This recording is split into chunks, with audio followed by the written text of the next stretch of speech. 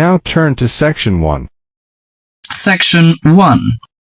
In this section, you'll hear a conversation between a student and the coordinator of the Student Service Centre. First, you have some time to read questions 1 to 3.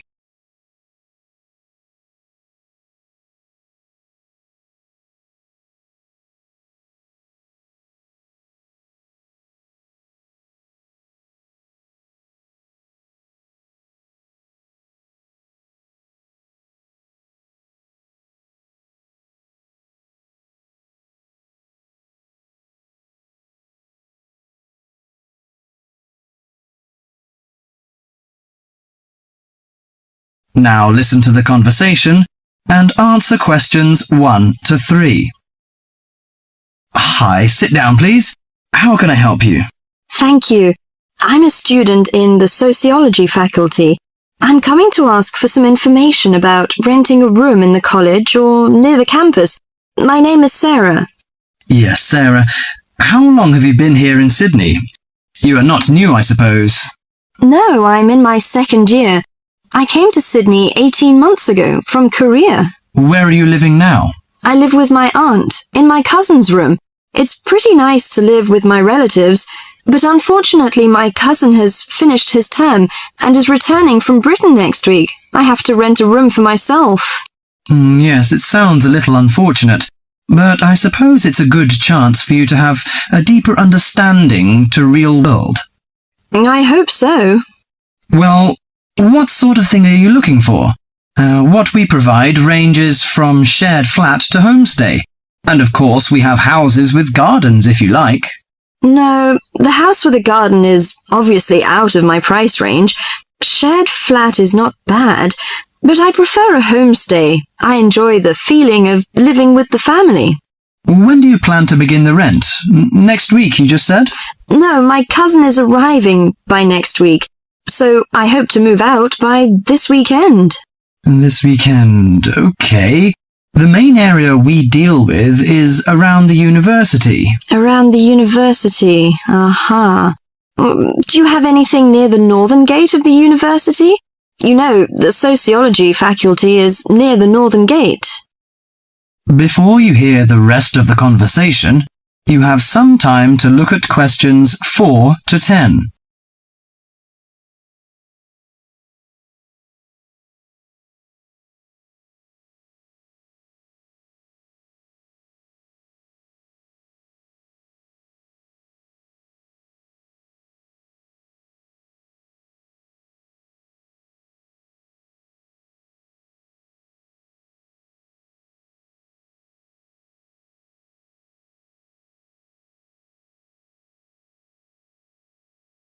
Now listen to the conversation and answer questions 4 to 10. Yes, what sort of price are you thinking of? Well, could you give me some idea? You know, I have no experience of renting a room. I don't know what price is reasonable, but I hope it's not over $300. I see. Usually the homestay ranges from $180 per month. Only $180? Yes, to $350 depending on a number of different factors. What does it depend on? Well, obviously the quality of the house, the facilities and extra services. Oh, I don't care about the quality very much, as long as it's clean. As to the facilities, I want the room with the separate bathroom. Kitchen isn't a necessity, because I don't want to cook by myself. I hope to have meals with the family if possible. Okay, let me check the files. Yes, I think this one might suit you. It's a family house with 2 vacant bedrooms. How about the owner of the house? I mean, is it a family or... According to the file, it is a retired lady. She wants to find college students as tenants. That's great! What's the condition of the rooms? The bigger bedroom is furnished and with a bathroom, and the rent is $320 per month. The smaller one charges $250. It is furnished too, but without bathroom. Oh, $320. It's a bit out of my range, but I think I prefer the bigger one. How about the meals? Well, the rent includes breakfasts and suppers, no lunches, however. You have to buy your lunch. That's no problem. I usually have my lunch in the college cafeteria. And that doesn't cover the water bill and electricity fee, but the laundry is included. Fine. Could you tell me the address? Yes, it's on 323 West Park Road. Let me get that down. 323. Okay, it's near the university. So, when can I have a look at the room? You know, I'm a little pressed for time. The file says the landlady is in every afternoon. So this week, say Friday? Oh, I'm afraid I can't make it then. I have a lecture on Friday afternoon till 5:30. How about Thursday? Okay, that's fine. Would 5 be okay? Yes, fine. Just come here. Yes, here in the student service office. Oh, before I forget, before moving, you have to pay 1 month's rent in advance. Really? Oh, I didn't know that before. Could I ask why? As the deposit. You know, in case you damage the property or move out without giving notice. Usually this doesn't happen, but standing in the owner's shoes... Yes, I understand it all. So that's $320. Okay, I'll take the money. If I'm satisfied... Well, a word of advice. Don't forget to get a receipt when you pay the deposit or rent. Yes, thank you so much. That is the end of section 1. You now have half a minute to check your answers.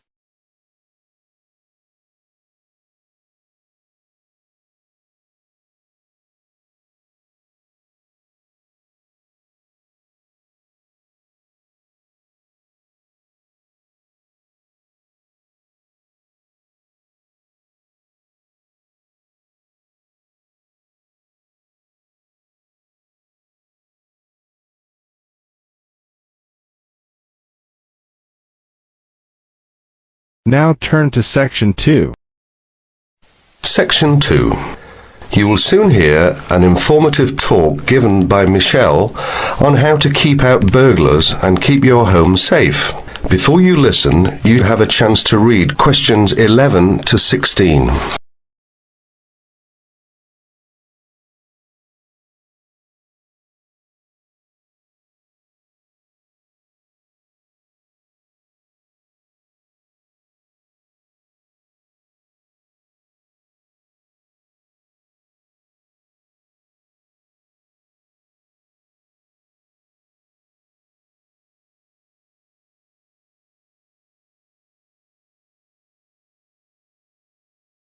As you listen to the first part of the talk, answer questions 11 to 16.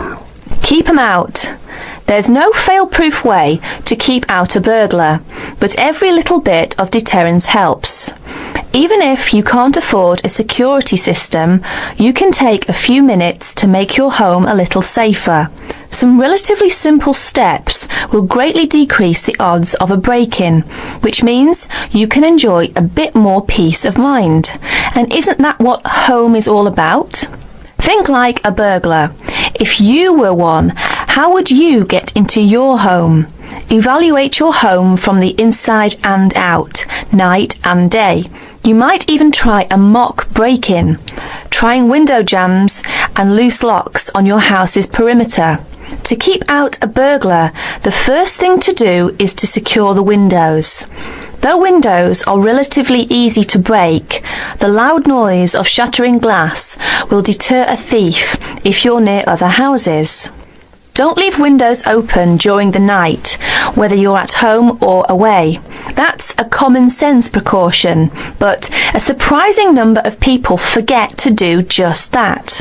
Use a pick-proof locking device for your windows. Make sure the frames are solid. If you're beyond the earshot of your neighbours, they won't hear the glass breaking. Consider installing a plexiglass sheet for the more accessible windows. This will make entry through them more difficult. Your doors should also be secured. If you don't have a peephole, install one in the front door. If you have one, make sure that you and your family are in the habit of using it. Don't open the door to anyone you don't know, especially at night.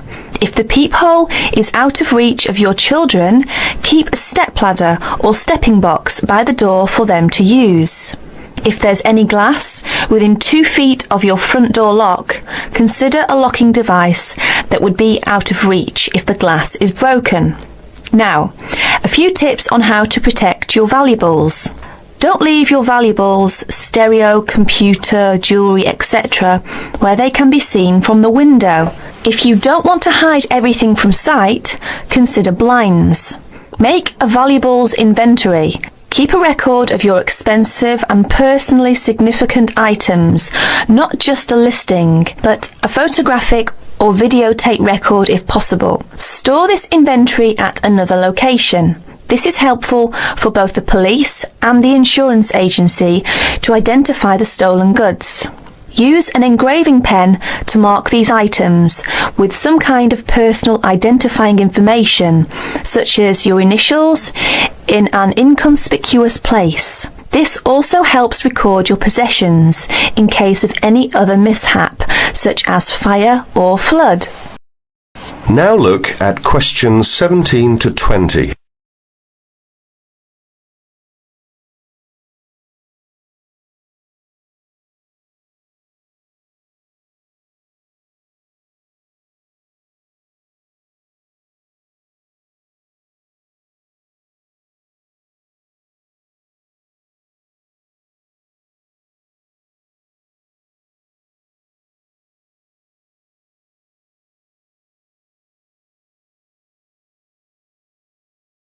As the talk continues, answer questions 17 to 20.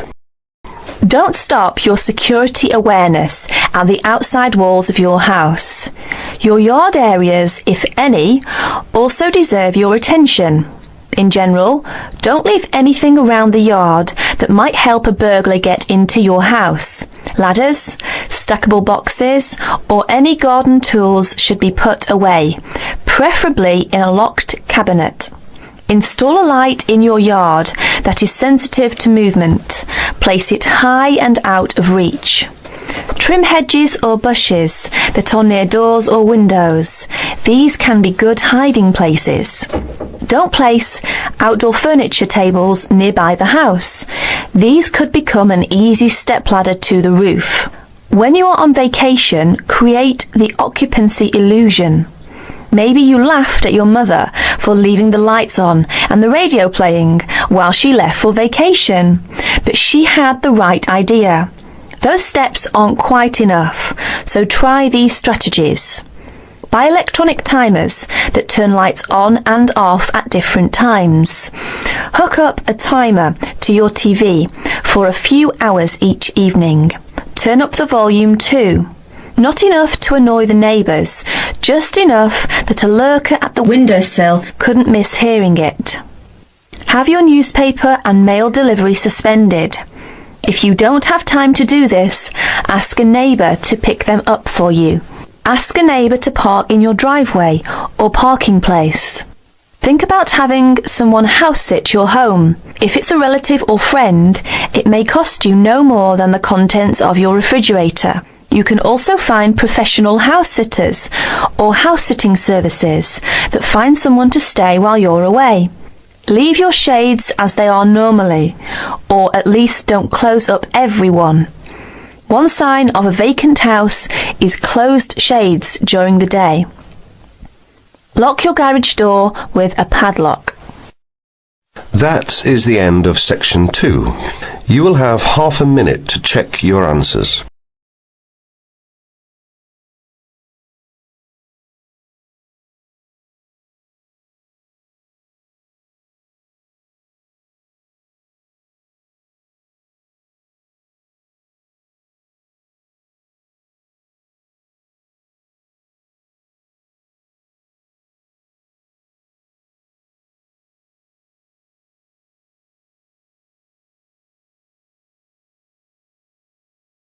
Now turn to section 3.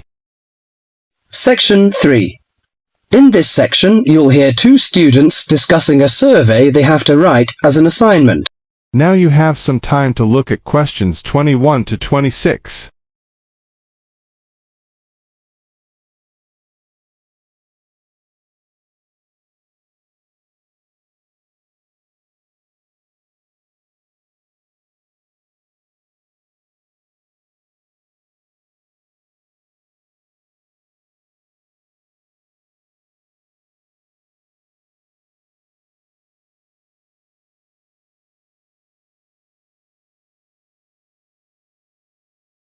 Now listen carefully and answer questions 21 to 26. How is your market research project going, George? Very well, actually, Anna. I've just got the results of the survey back, and so now I have to draw some conclusions from the information I've collected. That's good. I'm still writing my questionnaire. In fact, I'm starting to panic, as the project deadline is in 2 weeks, and I don't seem to be making any progress at all. What is your topic? Forms of transportation in the city. What about you? I've been finding out people's attitudes to the amount of violence on television. That's interesting. What do your results show?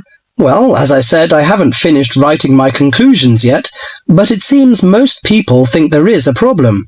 Unfortunately, there is no real agreement on the action that needs to be taken. Nearly everyone surveyed said that there was too much violence on TV. A lot of people complained that American police serials and Chinese kung fu films are particularly violent. The main objection seems to be that, although a lot of people get shot, stabbed, decapitated, and so on, films never show the consequences of this violence. Although people die and get horribly injured, nobody seems to suffer or live with the injuries. Any children watching might take the heroes of these programs as role models and copy their behavior. So, what did most people suggest should be done? A lot of people were concerned about how these films affect children. They are particularly worried that children will try to behave like the stars. The survey shows that violent programs should be broadcast after 10 p.m., when most children are already in bed. There is also a significant minority of people who feel that violent films should be banned altogether. Or how did people feel about the violence on news broadcasts? Most of the responses I have looked at have felt that violence on news broadcasts is more acceptable, as it's real. Although it's unpleasant, it is important to keep in touch with reality. Still, many people thought that it would be better to restrict violent scenes to late viewing.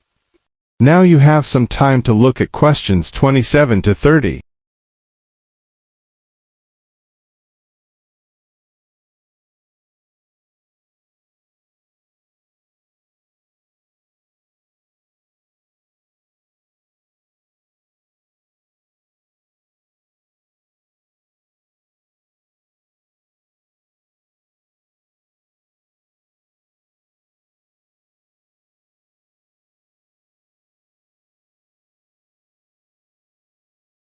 Now listen carefully and answer questions 27 to 30.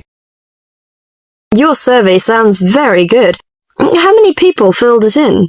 I gave out 120 and I got 70 back. That's a very high rate of return. Who did you give your questionnaires to?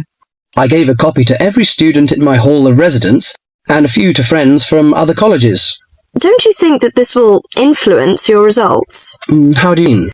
The people in your hall of residence are all about the same age. They're all students and from similar backgrounds. Therefore, it is likely that they will have similar opinions. Your results represent student opinion, not public opinion. So how are you going to do your research? Well, I'm going to interview my respondents in the shopping mall. What I'll do is ask people if they have 5 minutes to spare to answer a few questions. If they agree, I will ask them some multiple-choice questions and tick off their answers on my sheet. Isn't it very difficult to ask meaningful questions using multiple choice? Yes, it is. The secret to writing a successful survey is to write simple multiple-choice questions that target the information you're looking for. There, it's better to write a lot of short, specific questions than longer general ones. So that's why it is taking you so long to write. Yeah, but I hope I'll be ready to start interviewing at the weekend. That is the end of section 3. You now have half a minute to check your answers.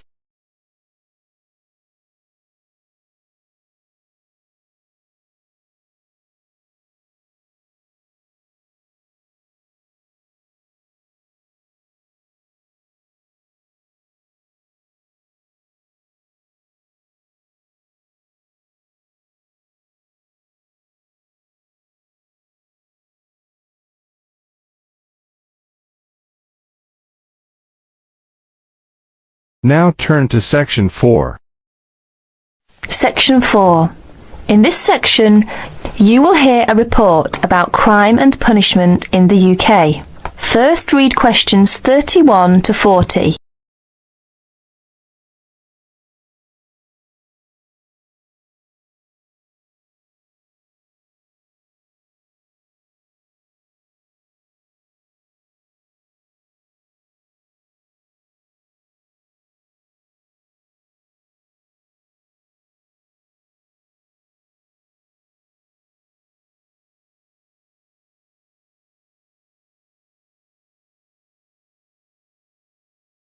Listen to the report and answer questions 31 to 40.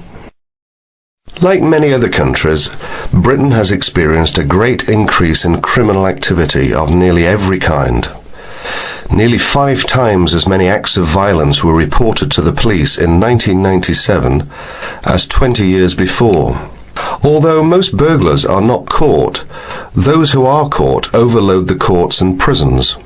Although the courts try, in theory at least, to use probation, community service, and other devices to avoid sentencing people to prison. The 50,000 people in prison are more in proportion to the population than in any other Western European countries.